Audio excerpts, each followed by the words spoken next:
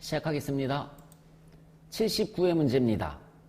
주식회사 동안, 동안 맞는지 확인하시고요. 1번 문제 4월 3일. 자, 제조시설로 사용할 공장을 건설하기 위해서 취득한 토지의 소유권 이전을 정직 법무사 사무실에 의뢰를 하고 수수료를, 절반은 보통예금, 잔금은 다음 달에 지급하기로 했습니다. 전자세금 계산서를 수취했죠. 메인 매출 전표 문제네요. 자, 메인 매출 전표 4월 3일 날짜 들어가시면 돼요. 4월 3일 날짜. 토지 관련된 자본적 지출이죠. 토지 관련된 자본적 지출은 54번의 불공입니다. 수수료, 공급가액은 50만원. 자, 거래처는 법무사 사무실이에요. 그죠? 법무사 사무소. 전자세금 계산서 받았으니까 1번이고요. 불공제 사유는 토지의 자본적 지출액, 선택해 주시면 되겠습니다. 분계는 혼합이 되겠습니다. 절반은 보통예금에서, 잔금은 다음 달에 지급하기로 했죠. 차변의 토지, 대변의, 자, 보통예금이 얼마입니까? 절반이니까 27만 5천 원이에요.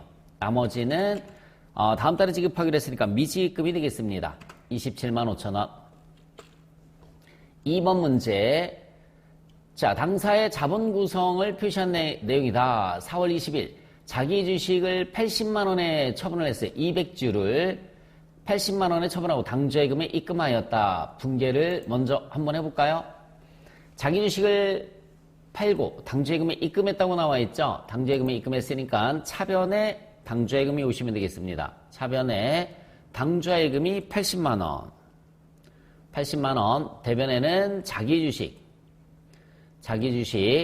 자, 500주 중에서 200주를 팔았어요. 200주를. 취득원가는 6,000원이니까는 120만 원이 되겠죠. 취득원가는 6,000원이니까 120만 원입니다. 120만 원짜리 80만 원에 팔았으니까는 자기 주식 처분 손실이 되는데, 자기 주식 처분 손실을 쓰기 전에 자기 주식 처분이익이 있으면 자기 주식 처분이익을 먼저 상계 처리를 해줘야 되겠죠. 자기 주식 처분이익이 여기 30만 원이 있다고 나와 있습니다. 그러면 30만 원을 먼저 없애주시고 나머지 10만 원만 자기 주식 처분 손실이 되는 거예요. 전표 입력, 일반 전표에 입력을 해주셔야 되는 문제입니다. 일반 전표 4월 20 날짜. 4월 20 날짜입니다. 자, 대변부터 할까요? 대변에 자기 주식이 120만 원. 차변에 당좌예금이 80만 원이죠. 당좌예금이 80만 원. 나머지는 차변에 자기 주식 처분이익이에요. 처분이익이 30만 원. 그리고 차변에 자기 주식 처분 손실 10만 원이 되겠습니다. 다음 문제. 4월 22일 날짜예요. 트럭을 외성으로 처분하면서 죄송합니다. 전자세금 계산서를 발급하였다. 메인 매출 전표 문제입니다. 메인 매출 전표 처분하는 문제. 처분하고 전자세금 계산서를 발급을 했으니까 과세 유형은 11번의 과세가 될 거예요. 날짜는 4월 22일이고요. 자, 11번의 과세입니다. 트럭을 처분했어요. 얼마에 팔았나 봤더니 300만 원에 팔았죠. 거래처는 한양자동차에 처분을 했습니다. 전자세금 계산서 발급을 했고요. 분계는 당연히 혼합이 되겠습니다. 자, 그러면 대변에 제품 매출이 아니라 차량 운반구의 취득원가 3천만 원. 3천만 원으로 바꿔주시고요. 차변에 209번이죠. 감가상각누계액이 차량 운반구 다음 번호예요. 2,400만 원이네요. 자, 그러면 3천만 원짜리가 2,400 가치가 떨어졌으니까 600짜리인데 600만 원짜리를 300만 원에 팔았으니까 300만 원이 손실이 됩니다. 차변에 유형자산 처분 손실 300만 원이고요. 나머지 외상으로 팔았으니까 차변에 미수금이 되겠습니다. 미수금이 330만 원. 자, 4번.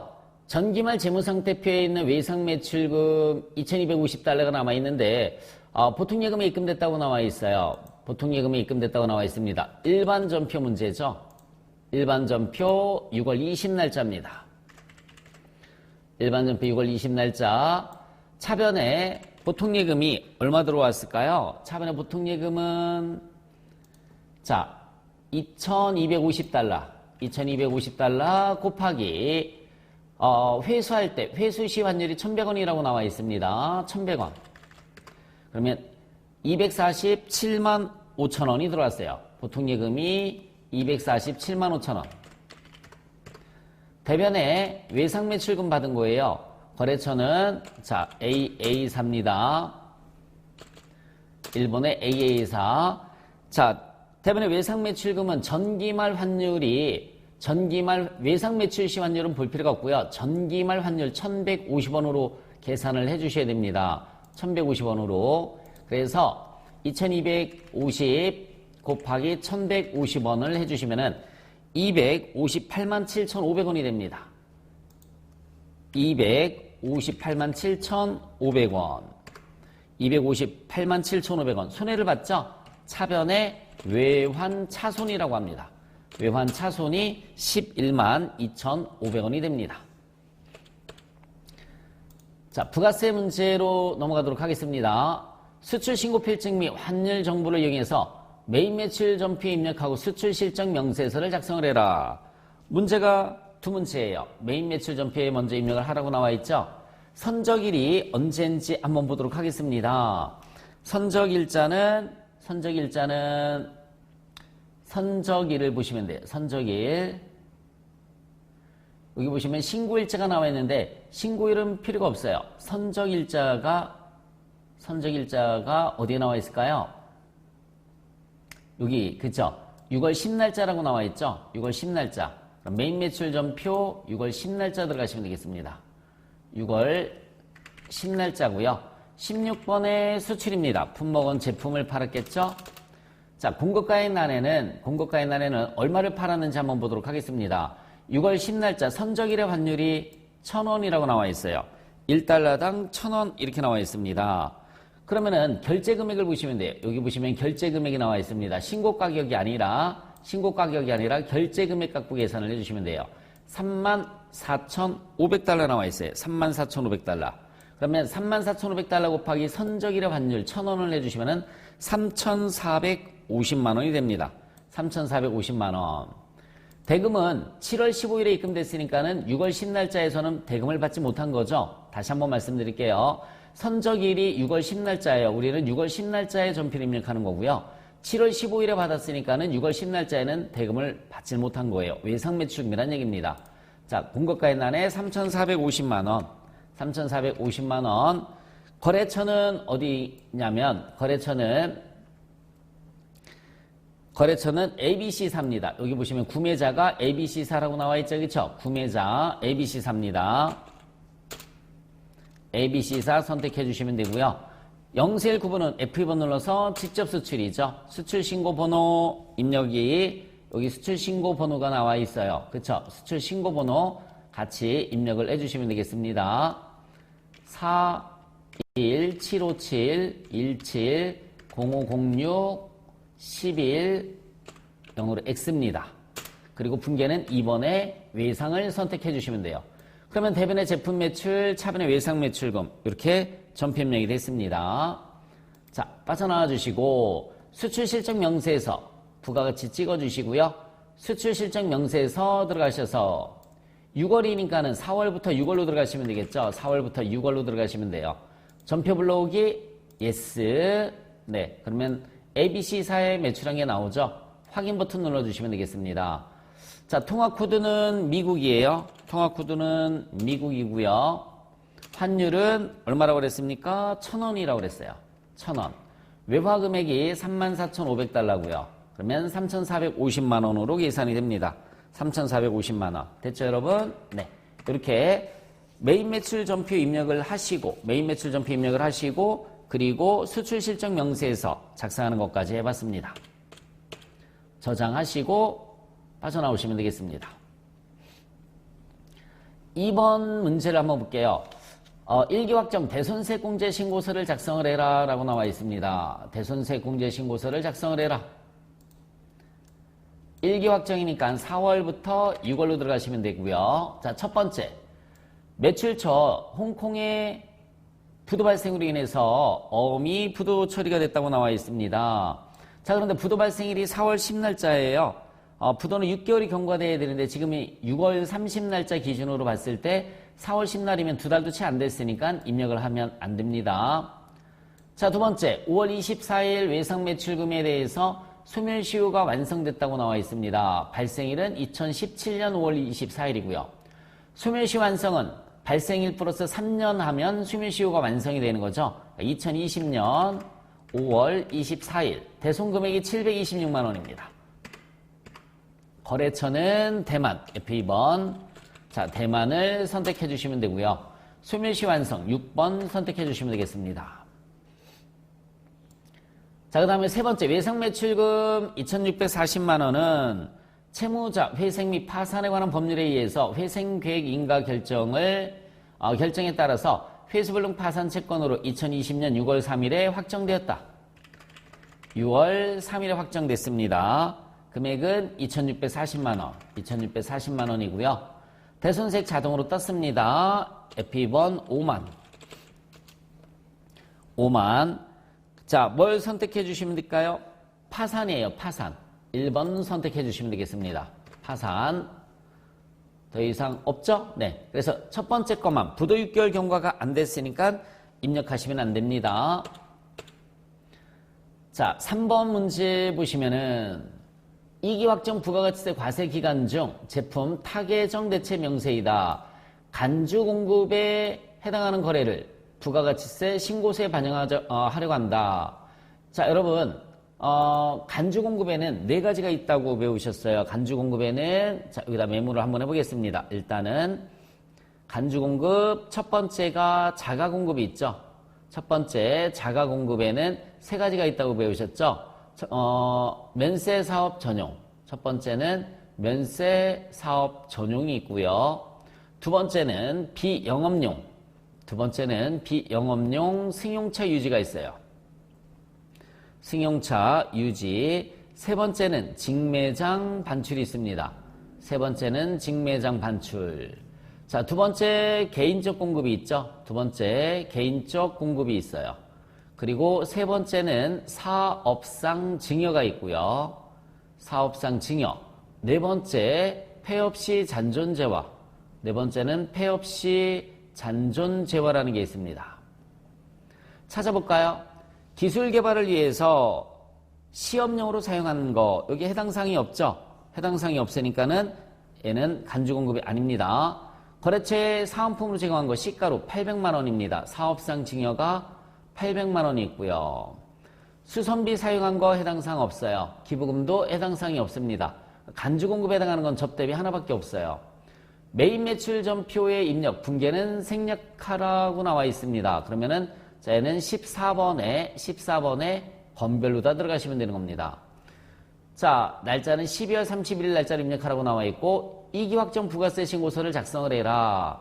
모두 매입세 공제분이고요. 과세표준 명세 작성은 생략하기로 한다라고 나와 있습니다. 자, 그러면 매입 매출 전표 12월 31일 날짜를 먼저 들어가도록 하겠습니다.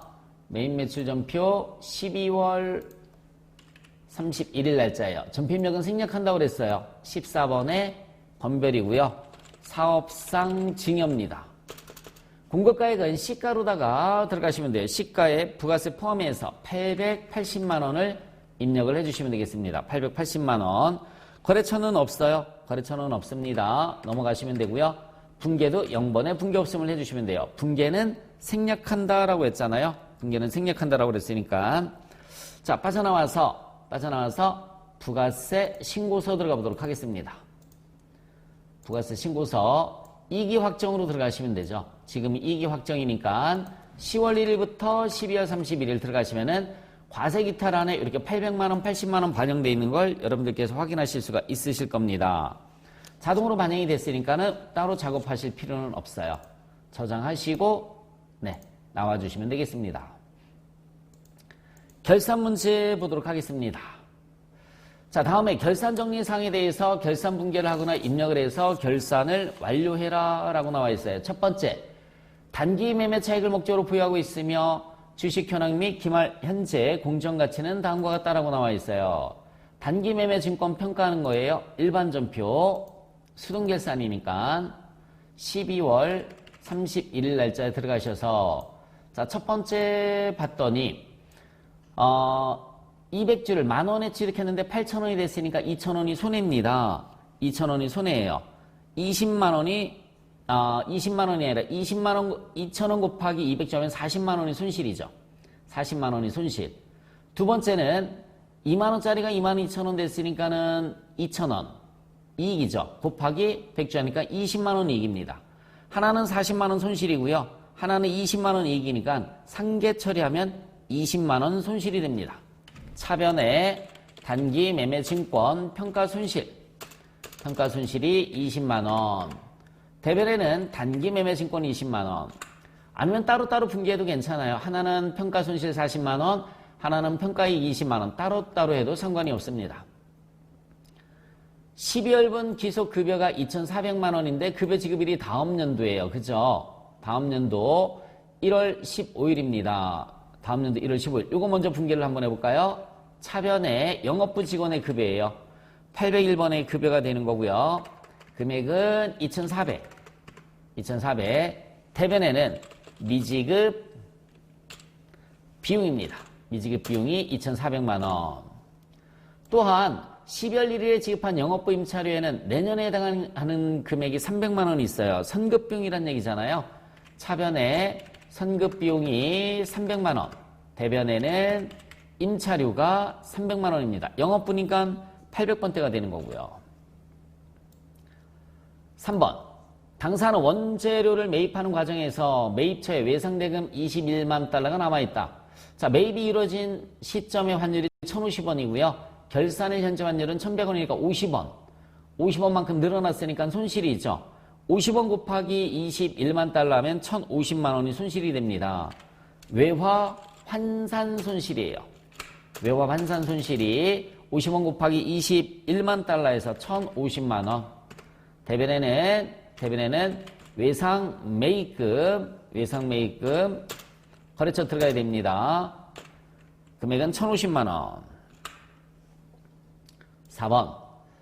7월 1일, 2018년 7월 1일에 재무제표에 예상한 개발비 2천만 원에 대해서 2020년도 말 완전히 소멸할 것으로 확인되었다. 개발비에 대해서 20년 정액법으로 생각하고 있다. 감가상각분은 판매관리비로 처리하고 소멸분은 영업의 비용으로 처리를 해라 라고 나와 있습니다. 영업의 비용으로 처리를 해라. 비만가액 1,000원은 남겨두도록 한다 라고 나와 있어요.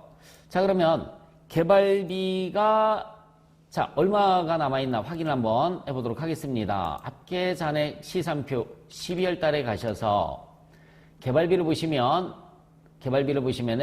지금 1,850만 원이 남아있죠. 1,850만 원. 1,850만 원 중에서 1,000원 남기고 다 없애버리래요. 수동결산으로 해주시면 되는 겁니다. 그러면 분계를 한번 입력을 한번 해보겠습니다. 대변의 개발비 금액은 1,000원 남겨놓고 모두 없애버리라고 그랬으니까는 1,849만 9천원 없애버리면 되고요. 차변에는 무형자산 상각비가 2천만 원이었었잖아요. 2천만 원 나누기 20년이면 100만 원씩 상각하는 거예요. 100만 원. 2천만 원 나누기 20년이면 100만 원씩 상각하는 겁니다. 무형자산 상각비는 100만 원이 되고요. 나머지는 다 모두 없애주는 거니까 손상차손이라는 계정 과목을 써서 없애버리면 되는 거죠. 무형자산 손상차손 금액은 1,749만 9천 원이 되겠습니다. 1,749만 9천 원. 그래서 합계산액 시산표에 가서 확인했더니 1,850만 원이 있어요. 비만가액 1,000원은 남겨둬라 라고 했으니까는 1,000원 빼고 1,849만 9천 원을 모두 없애고 차변에 이번 연도 상각비 100만 원. 100만 원이 어떻게 나왔냐면 2천만 원 나누기 20년을 내서 100만 원이 나온 겁니다. 나머지는 손상차손으로 분계를 해주시면 되죠. 자, 원천징수 관련된 문제입니다.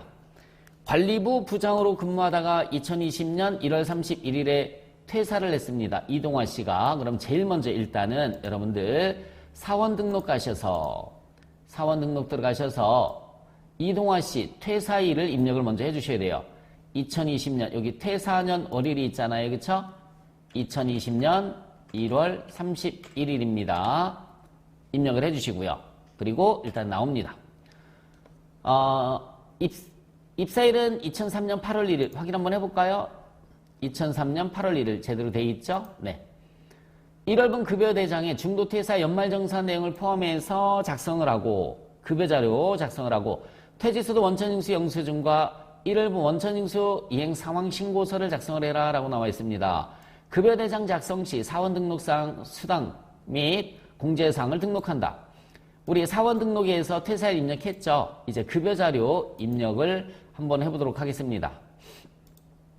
급여자료 입력 들어가셔서 수당이 뭐가 있는지 한번 먼저 볼게요. 일단은 식대는 별도의 식사 제공 없으니까 비과세 맞죠? 본인 업무 차량을 업무에 사용하고 별도 여비를 지급하지 아니했다라고 했으니까 비과세 맞습니다. 국민연금, 건강보험료, 장기요양보험료, 고용보험료 다 나와 있고요. 그러면은 수당에서 수당공제에서 기본급이 있어요. 기본급 있죠? 그 다음에 상여금은 없으니까 사용여부 푸르다 하도록 하겠습니다.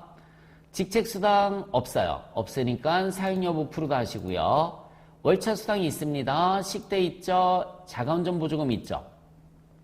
그 다음에 야간근로수당은 여기서 야간근로수당은 이 사람은 관리부 부장이니까 과세예요. 과세. 근데 야간근로수당은 여기에서는 비과세라고 돼 있잖아요. 수정 안 하셔도 괜찮아요. 그 이유는 뭐 때문에 그러냐면 수정을 안 하셔도 괜찮은 이유는 사원 등록에서 여기 볼까요 여러분?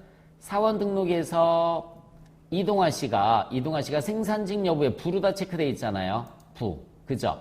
연장근로비과세 부. 그러면 자동으로 과세가 되는 겁니다. 때문에 급여자료 입력에서 굳이 수당 등록을 할 필요가 없다. 연장근로수당 그대로 비과세로 되어 있지만 프로그램이 자동으로 과세로 인식을 합니다. 자, 가족수당이 없어요. 네. 과세로에서 가족수당은 과세입니다. 입력을 해주시고요. 자, 가족수당, 야간근로수당, 월차수당, 식대, 자가운전보조금. 자, 공제 항목에 가서 국민연금, 건강장기, 고용보험료 있어요. 학자금은 없으니까 푸르다 해주시면 되겠죠? 확인 버튼 눌러주시면 돼요. 자, 1월분 급여 명세고요. 지급일이 매월 말일이라고 나와 있어요. 1월 31일입니다. 1월 31일 급여 입력을 같이 한번 해보도록 하겠습니다. 자, 기본급이 400만 원이에요. 400만 원. 가족수당이 50만 원이고요. 야간근로수당이 40만 원. 그 다음에 월차수당이 12만 원이고요. 12만 원. 식대가 20만 원. 자가운전보조금이 30만 원. 그죠? 자가운전보조금이 30만 원. 그리고 국민연금 20만 원입니다. 국민연금은 20만 원. 건강보험료가 30만 원. 30만 원. 장기요양보험료 22,140원. 고용보험료가 33,930원. 입력을 하고 있으면은 이렇게 중도퇴사 연말정산이 나오죠? 연말정산이 나옵니다. 급여 반영 버튼 눌러주시면 돼요. 급여 반영. 그러면은 이렇게 빨간색으로 해서 중도정산 적용한다라고 메시지가 뜹니다. 떴죠, 여러분? 네. 그리고 빠져나오시면 돼요. 그러면 지금 문제 어디까지 한 거죠? 여기. 중도퇴사자 연말정산을 포함해서 작성했습니다. 급여대장을. 이제 퇴직수도 원천징수 영수증과 원천징수 이행 상황 신고서를 작성을 해주시면 돼요. 퇴직소득. 자, 그러면은 퇴직소득 자료 입력 여기 있습니다. 그죠? 퇴직소득 자료 입력 들어가셔서 퇴직소득 자료 입력 들어가셔서 4월이고요. 4월이 아니죠. 1월이죠. 1월. 1월에 퇴직했습니다. 근로자고요. F2번 이동화 불러갖고 오시면 되겠습니다. F2번 이동화 불러갖고 오시고요. 자발 여기 보시면은 전 임직원 중 명예퇴직 신청자에게 퇴직 위로금을 지급하기로 노사가 합의하였으며 이동화의 퇴직으로 퇴직급여 지급 규정에 의해서 1월 31일에 여기 1월 기속연월 1월 꼭 확인하셔야 돼요. 영수일자는 1월 31일입니다. 퇴직급여 6천만 원과 위로금 4천만 원을 현금하고 개인형 퇴직연금 계좌로 7천만 원을 지급했다고 나와 있습니다. 자, 일단은 자발적 퇴직 맞죠? 자발적 퇴직 맞고요. 과세 퇴직급여란에 얼마 입력해 주시면 되느냐면 1억 원을 입력을 해 주시면 돼요.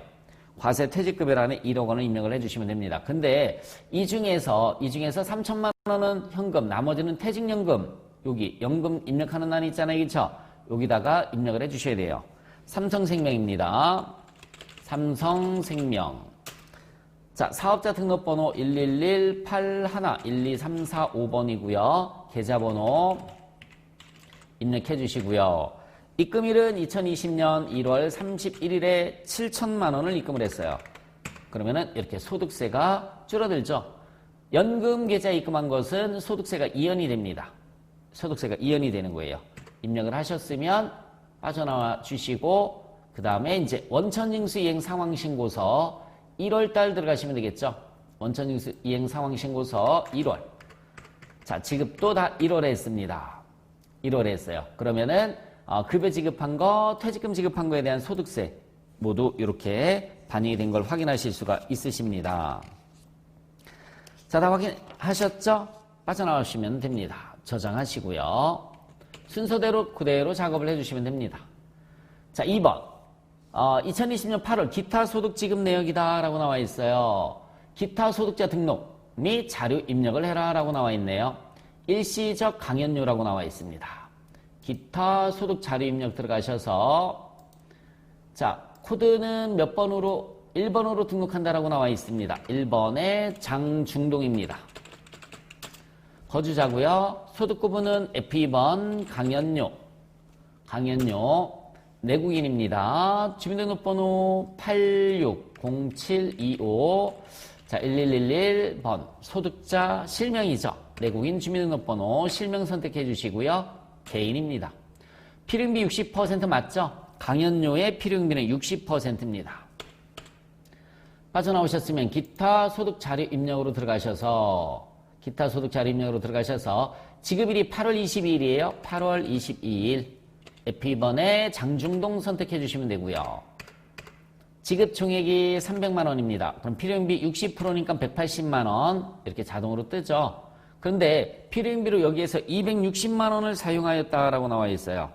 필요경비, 용역을 제공하는 과정에서 필요경비로 260만 원이 사용되었다. 그러면은 지금 여기 화면에는 60% 180만 원 나와 있잖아요. 근데 260만 원 사용됐으니까는 그 260만 원으로 수정을 해주시면 되는 겁니다. 260만 원. 더 크잖아요. 네, 이렇게. 여러분들 해답을 좀 고쳐주시기 바랍니다. 해답에는 180만 원 돼 있어요. 180만 원 돼 있는데 180이 아니라 260으로 수정을 해주시면 돼요. 그래서 260만 원 수정을 하면 소득금액은 40만 원이 돼서 소득세는 8만 원, 지방소득세 8천 원 이렇게 계산이 될 겁니다. 자, 79의 문제를 모두 풀어봤습니다. 수고하셨습니다.